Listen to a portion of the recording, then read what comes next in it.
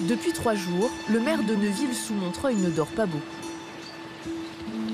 Olivier Dequesne surveille en permanence la Canche, ce fleuve côtier dont le niveau ne cesse d'augmenter. Donc là, en fin de compte, je suis venu vérifier la hauteur d'eau, en fin de compte. Ici, comme vous pouvez voir, c'est une digue qui nous protège. Et en fin de compte, ça passe au-dessus de la digue. Donc là, on n'a pas d'arrêt imminent de la montée des eaux. C'est ce que vous craignez? Oui, c'est ce que je crains.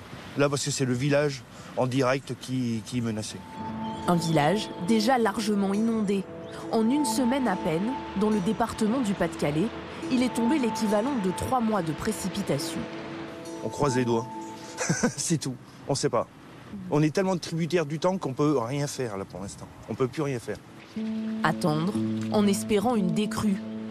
Encerclés par les eaux, pendant quelques heures aujourd'hui, les 650 habitants de cette petite commune ont pu malgré tout profiter d'un peu de répit et d'une légère accalmie. L'occasion pour Rémi de venir en aide à son voisin. On est en train de faire un passage avec des palettes et puis des morceaux d'échafaudage pour pouvoir traverser et sortir notre voisin qui est coincé chez lui. Et il ne peut pas faire tout ça tout seul. Et donc en commençant de par la rue, on peut faire un passage pour qu'il puisse sortir. Ouais. Évacuer au plus vite, avant que l'eau ne monte encore. Car en début d'après-midi, lorsque le maire de Neuville revient faire le tour des digues du village, donc on prévoit des sacs déjà pour protéger un peu. Le constat est sans appel. On se rend compte quand même que c'est de plus en plus grave. Et là, il n'y a pas d'arrêt de l'eau, de la montée des eaux. Il n'y a aucun arrêt pour l'instant. Là, on a bien pris 50 cm d'eau. Cette nuit, on va être sur le pied de guerre, comme on dit. De toute façon, je crains le pire. De toute façon. Je crains le pire. À 30 km de là, dans cette imprimerie déjà inondée la nuit dernière, on se prépare aussi à une nouvelle montée des eaux. Mais l'urgence, pour sauver les précieuses rotatives, c'est d'assécher et de nettoyer les sols qui ont été immergés pendant plusieurs heures.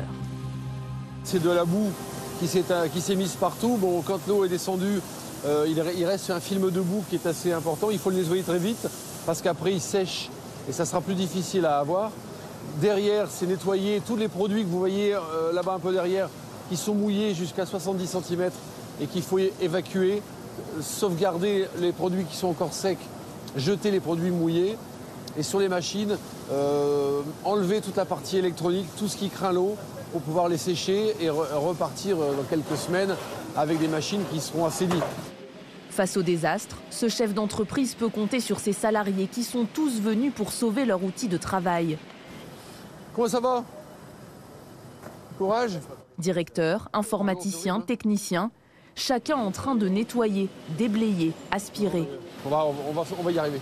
Tous espèrent que l'usine ne sera pas à nouveau inondée cette nuit. Ce soir, on nous annonce une vigilance orange ou rouge. On en a un peu marre de faire et refaire. Donc on va essayer de protéger par des dispositifs un peu particuliers, des bâtards d'eau, des systèmes de barrières contre l'eau. On va essayer de sauver au moins ce qu'on a fait ce matin pour garder un moral intact et pas avoir l'impression toujours de repartir à zéro. L'autre crainte pour ce chef d'entreprise, le sort de ses salariés. Plus des 2/3 d'entre eux pourraient se retrouver au chômage technique dans les jours qui viennent. Sur l'ensemble de l'effectif de 150 personnes, on peut être à 120 personnes qui auront du chômage technique.